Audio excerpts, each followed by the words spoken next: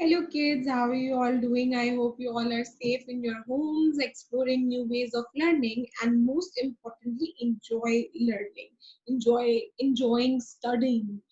And I have heard that your midterms or your first term examination has been scheduled in August, and it will be an online examination, but we have to prepare for boards, right? Which is going to be in an offline mode. इसलिए we will write our answers, we will practice writing, and we will make our concepts clear. Focus होना चाहिए कि हमें बात अच्छे से समझ आनी चाहिए, हर क्वेश्चन के पीछे का रीजन पता होना चाहिए, रीजन लॉजिकल होना चाहिए. We don't have to cram anything. We have to learn a certain things, but we don't have to cram anything. In science, in biology, in chemistry, especially, we have to learn some things, but logically. Learning is also logical, but cramming is not logical. ठीक है? तो हमें अगर कुछ याद भी करना है तो उसके रीजन के साथ उसे याद करना है, राइट? तो और बहुत सारी प्रैक्टिस करनी है, और प्रैक्टिस से याद आता है कि अब हम शुरू करते हैं अपना नेक्स्ट असाइनमेंट, जो कि NCERT exemplar of acid basis and salts है, राइट? आते हैं हम क्वेश्चन नंबर 1 पे उसके. 1 second. Yes. So, question number 1, NCERT exemplar of acid, bases, and salts. What happens when a solution of an acid is mixed with a solution of a base in a test tube? अब हमें ये तो पता है कि जब भी एक एसिड एक बेस के साथ रिएक्ट करता है तो हमें सॉल्ट और वाटर मिलता है, और इस रिएक्शन में a large amount of heat is released. Okay, so this is an exothermic reaction. Exothermic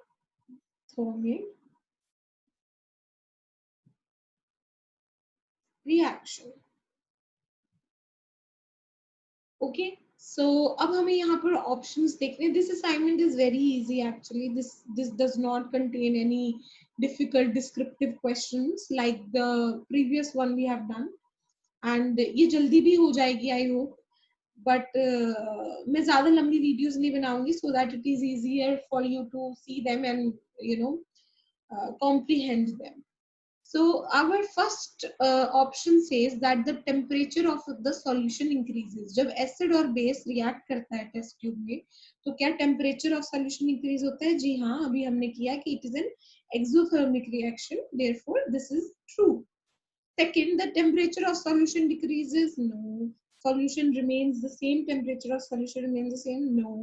Salt formation takes place. Of course, yes. जब भी एक एसिड और बेस का रिएक्शन होगा तो सॉल्ट तो बनेगा ही. तो फर्स्ट और लास्ट ऑप्शन जो है वो करेक्ट है. तो यहाँ पर हमें देखना है कि फर्स्ट और लास्ट ऑप्शन कहाँ पर है. ऑप्शन डी नहीं, तो option D will be the right option.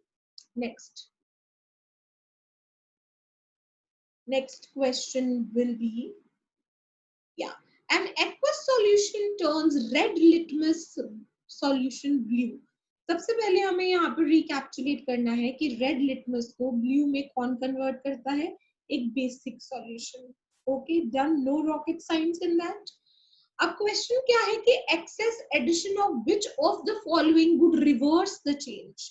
Reverse the change मतलब अब ब्लू लिटमस रेड होने लगे, ऐसा हम क्या इसमें ऐड करें. तो ऑब्वियसली इस बेसिक सॉल्यूशन को हमें एसिडिक बनाना होगा, तभी ये ब्लू लिटमस रेड में कन्वर्ट होगा. तो इसमें हमें ये देखना है कि कौन सा जो है वो एक एसिडिक सॉल्यूशन है या एक एसिड है.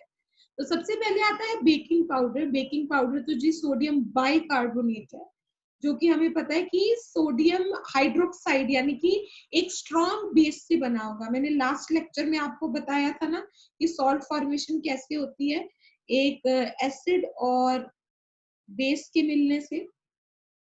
और जब कोई स्ट्रॉन्ग एसिड और स्ट्रॉन्ग बेस बनता है तो न्यूट्रल सॉल्ट बनेगा.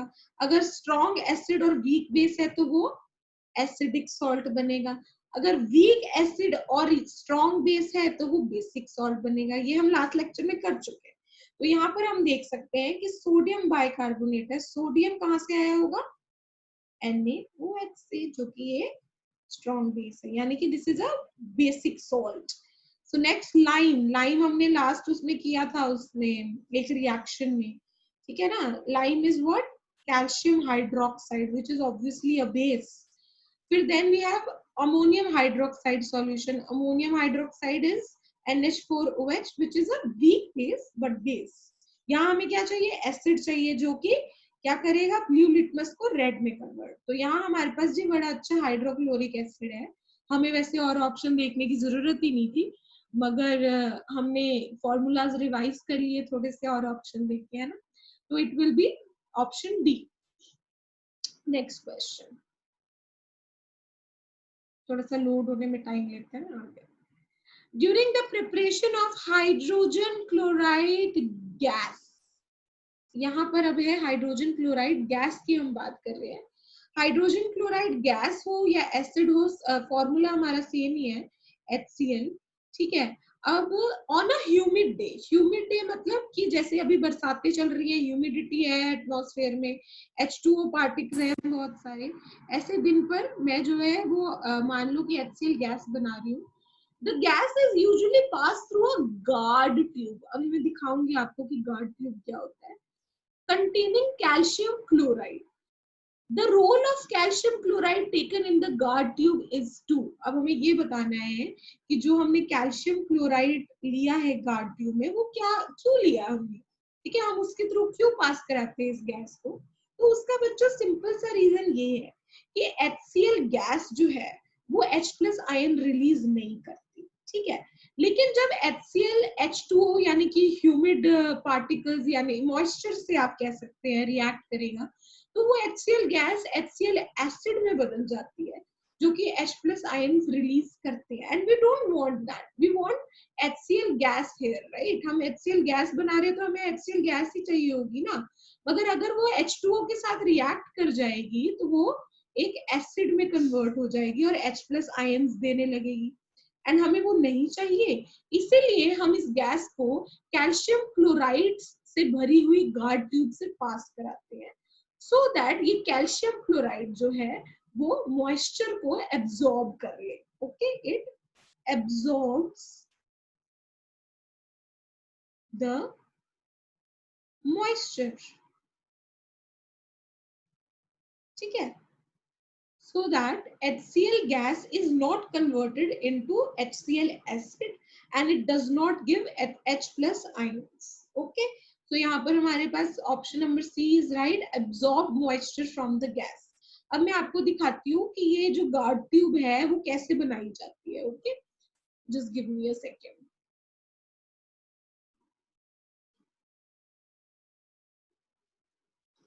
See, this is a video of preparation of calcium chloride glass guard tube. You can see this is the guard tube here.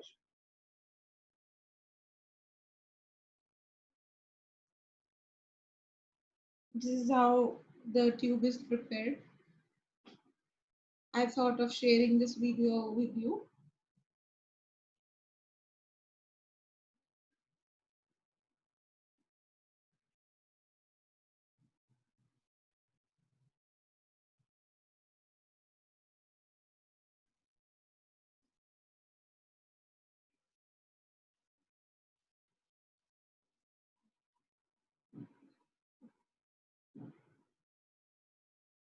So this is how the guard tube is prepared, and then the HCl gases pass through this calcium chloride guard tube so that the moisture, extra moisture, is absorbed by the calcium chloride.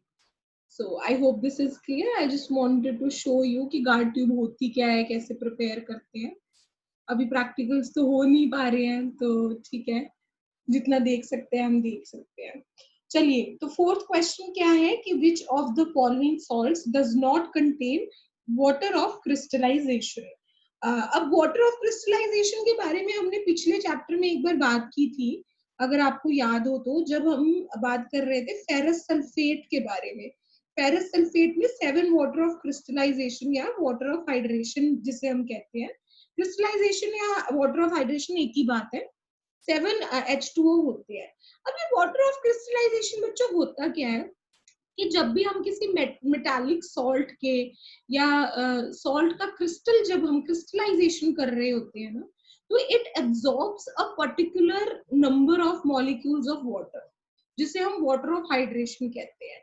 वो absorb जब crystal के अंदर हो जाता है तो वो है वाटर ऑफ क्रिस्टलाइजेशन। और जब हम इसको हीट करते हैं ये होता है हाइड्रस फॉर्म, ठीक है, this one is the hydrous form जहां पर वाटर ऑफ क्रिस्टलाइजेशन है, ठीक है। जब हम इसे हीट करते हैं तो ये अनहाइड्रस फॉर्म में कन्वर्ट हो जाता है, ठीक है। अब ये भी बात होती है कि जो हाइड्रस फॉर्म ऑफ क्रिस्टल्स होते हैं, कुछ कुछ सॉल्ट्स की मैं बात कर रही हूँ, जब उन्हें हम अनहाइड्रस फॉर्म में कन्वर्ट करते हैं तो कई बार उनकी प्रॉपर्टीज भी बदल जाती हैं, मगर ये हर सॉल्ट में एप्लीकेबल नहीं है, ठीक है। हर सॉल्ट की प्रॉपर्टीज नहीं बदलती हैं हाइड्रस टू अनहाइड्रस में, मगर कुछ सॉल्ट्स ऐसे होते हैं कि जो जब हम हाइड्रस फॉर्म में लेते हैं तो उनकी प्रॉपर्टी अलग होती है और अनहाइड्रस फॉर्म में अलग होती है, ठीक है।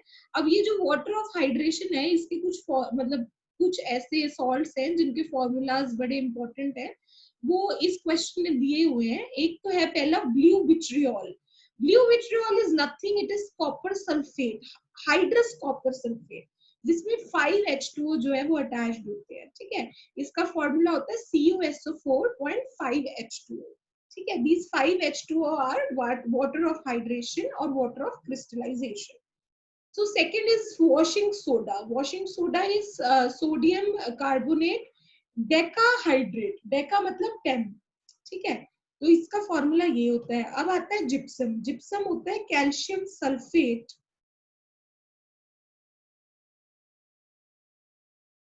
डाइहाइड्रेट, ठीक है। डाइहाइड्रेट मतलब 2 molecules of water of crystallization are attached to gypsum, ठीक है। This is a hydrous form.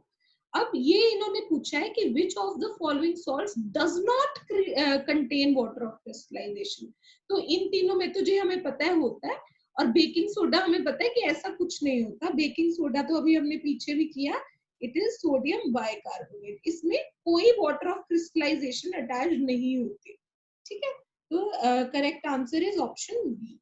Water of crystallization is very important, और ये कुछ इंपॉर्टेंट फॉर्मूले जो आपको याद रखने हैं। फेरस सल्फेट भी आप याद रखिए, ब्लू विट्रियोल और copper sulphate, washing soda, gypsum, यही अभी आपके लिए ज्यादा इंपॉर्टेंट है। तो और आपको अभी करने की जरूरत नहीं है, ये सोचने की जरूरत नहीं है हमें कैसे पता चलेगा कि भी किसमें होता है किसमें नहीं। तो आप ये वाले फॉर्मूलाज जो है वो याद कर लीजिए, ठीक है। तो नेक्स्ट क्वेश्चन पे अब हम चलते हैं। Sodium carbonate is a basic salt because it is a salt of. अब ये क्वेश्चन तो वैसे आपको आंसर कर देना चाहिए मेरे लिए, क्योंकि लास्ट क्लास में मैंने काफी एलैबोरेट किया था इस बारे में कि मतलब सॉल्ट किससे मिलके बनता है, और बेसिक सॉल्ट कब होता है, एसिडिक सॉल्ट कब होता है। अभी पीछे भी अभी हमने ये वाला पॉइंट थोड़ा सा डिस्कस किया है, थोड़ा सा रब कर देती हूँ मैं इसे, फिर हम आगे देखते हैं इस क्वेश्चन का आंसर दोबारा से। तो जी हाँ जी, तो हमारे पास क्या है कि सॉल्ट जो है वो basic, sodium carbonate basic salt क्यों होता है, ठीक है। अभी मैंने आपको पिछली क्लास में बड़ी अच्छे से बताया था कि एक सॉल्ट जो है एक एसिड और एक बेस बेस के मिलने से बनता है। डन, ठीक है। अगर तो हमारे पास एक स्ट्रॉन्ग एसिड है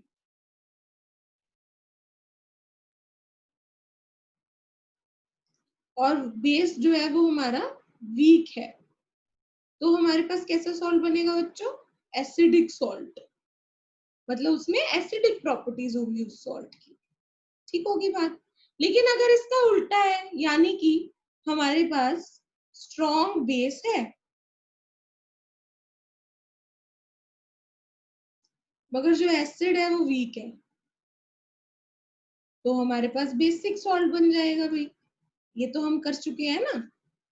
तो इसमें अब मैं आपको बताती हूँ कि आपको कुछ जो बेसिस जो वीक सॉरी स्ट्रॉन्ग बेस और स्ट्रॉन्ग एसिड हैं कुछ, वो आप याद कर लो, सो दैट आपको ये प्रॉब्लम ना हो पहचानने में कि कौन सा सॉल्ट जो है वो बेसिक है और कौन सा एसिडिक है। तो उसकी मैं आपको लिस्ट थोड़ी सी दे देती हूँ, ठीक है ना। So this is the list for strong acids and strong bases, ठीक है ना। तो ये आप नोट कर सकते हो, क्योंकि this will be very helpful for you to identify that what is the property of the given salt, is it a basic salt और एन एसिडिक सॉल्ट। जहाँ पर स्ट्रॉन्ग बेस होगा वो बेसिक सॉल्ट होगा, जहाँ पर स्ट्रॉन्ग एसिड होगा वो एसिडिक सॉल्ट होगा, जहाँ पर दोनों स्ट्रॉन्ग होंगे वो एक न्यूट्रल सॉल्ट होगा, ठीक है ना। तो मैं अब यहाँ पर अब हम देखेंगे सोडियम कार्बोनेट क्या है। सोडियम कार्बोनेट की जब हम बात करते हैं तो पहले ही मैंने बताया था कि जो पॉजिटिव आयन है वो बेस से आता है, यानी कि ये पॉजिटिव आयन NaOH से आया हुआ है, और जो नेगेटिव आयन है वो एसिड से आता है। और एसिड कौन सा है यहाँ पर? कार्बोनिक एसिड है ये, this is carbonic acid which is a weak acid, ठीक है। स्ट्रॉन्ग बस ये ही है, ये अगर है तो स्ट्रॉन्ग है, बाकी सारे वीक एसिड है, ठीक है। Acetic acid is also weak acid, acetic acid करते हैं ना हम, ये भी एक वीक एसिड है, ठीक होगी बात। तो यहाँ पर अब हमारे को पता चल गया कि this is a basic salt, क्यों? क्योंकि ये एक स्ट्रॉन्ग बेस और एक वीक एसिड से बना है। तो हम ढूंढ लेते हैं स्ट्रॉन्ग है, strong acid strong base no, weak acid weak base no, strong acid weak base no, weak acid strong base yes, ठीक है। सारों के आंसर डी क्यों आ रहे हैं, ठीक है, व्हाटएवर, ठीक है। चलिए, तो नेक्स्ट अब हम करते हैं, calcium phosphate is present in tooth enamel, its nature is number one basic, acidic, neutral और amphoteric। सबसे पहली चीज इसमें बेटा करने वाली क्या है कि एनामल क्या होता है, ठीक है। एनामल क्या होता है? जो हमारे दांत होते हैं, मान लो कि ये हमारा दांत है ना, ठीक है, इसकी जो सबसे आउटर मोस्ट कवरिंग होती है, जो व्हाइट व्हाइट हमें एक्चुअली नजर आता है, उसे एनामल कहा जाता है। तो एनामल के अंदर हमारे पास होता है कैल्शियम कार्बोनेट, ठीक है, क्लियर कर देते हैं, ठीक है, हमें जगह नहीं मिल रही थी ना, ठीक है जी।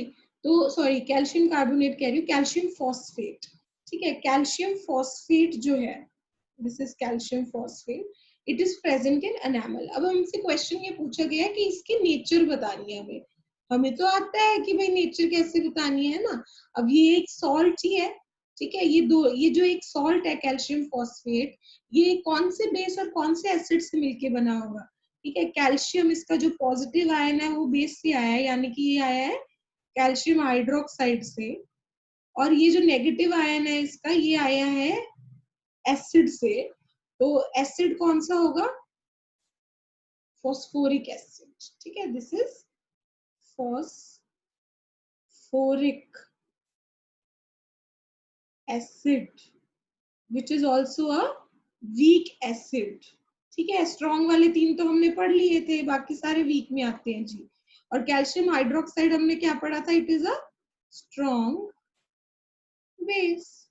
तो यानी कि इसका आंसर क्या होगा correct? It is basic in nature, basic nature. इसीलिए बच्चों अगर हम ध्यान दें इस बात पर कि क्योंकि हमारे दांतों में कैल्शियम फॉस्फेट है सबसे ऊपर की लेयर में, इसीलिए दांत हमारे वियर हो जाते हैं। वियर मतलब मतलब घिसने शुरू हो जाते हैं, आप कह सकते हो। क्यों? क्योंकि हम जो भी खाना खाते हैं, मान लो कि अगर हमने cold drink P, cold drink हमें पता है it is acidic in nature, ठीक है। तो जब भी हमारे मुंह का पीएच का मतलब क्या है? हमारा मुंह एक एनवायरमेंट है, ठीक है, जिसमें सलाइवा है। Saliva is also a little acidic in nature. मगर अगर हमारा मुंह का जो पीएच है वो 5.5 से नीचे जाता है ना, जब भी, तब जो है ये कैल्शियम फॉस्फेट जो है हमारा, ये कैल्शियम फॉस्फेट वियर होना शुरू हो जाता है। वियर मतलब घुरना शुरू हो जाता है, या कह सकते हो कि ये खराब होना शुरू हो जाता है, घिसना शुरू हो जाता है, जब पीएच जो है हमारा 5.5 से नीचे जाता है। मुंह का पीएच जब वो कैसे जाता है? कोई भी एसिडिक खाना खाने से, या कोल्ड ड्रिंक पीने से, या जब हम चॉकलेट्स खाते हैं तो शुगर होती है चॉकलेट्स के अंदर, वो जब फर्मेंट होती है तो हमारे मुंह में एसिड क्रिएट होता है, जिस वजह से हमारे मुंह का पीएच जो है वो 5.5 से कम चला जाता है। जब भी 5.5 से हमारा एसिड जो है वो कम जाएगा, ये पीएच जो होता है ना वो माइक्रो ऑर्गेनिजम्स को एक्ट करने के लिए बड़ा फेवरेबल होता है। मैं वैसे ही बता रही हूँ, ये आपको जानने की जरूरत नहीं है, मैं वैसे ही आपको एक्स्ट्रा इन्फॉर्मेशन दे रही हूँ कि ये पीएच जो है जब हमारे मुंह का 5.5 से नीचे जाता है तो माइक्रो ऑर्गेनिजम्स के लिए बड़ा फेवरेबल होता है। एक तो नंबर वन ये भी बात है, और नंबर टू ये भी बात है क्योंकि बेसिक सॉल्ट है हमारा एनामल के अंदर, वो इस पीएच के नीचे जो कि एक एसिडिक पीएच है, वियर होना शुरू हो जाता है और भूरना शुरू हो जाता है, या आप कह सकते हो डिजोल्व होना शुरू हो जाता है। इसीलिए हमें एसिडिक फूड्स ज्यादा नहीं खाने चाहिए, और अगर खाएं भी तो टाइम इंटरवल पे खाने चाहिए, मतलब एकदम से ज्यादा देर तक अपने मुंह का पीएच जो है वो कम रहने नहीं देना चाहिए।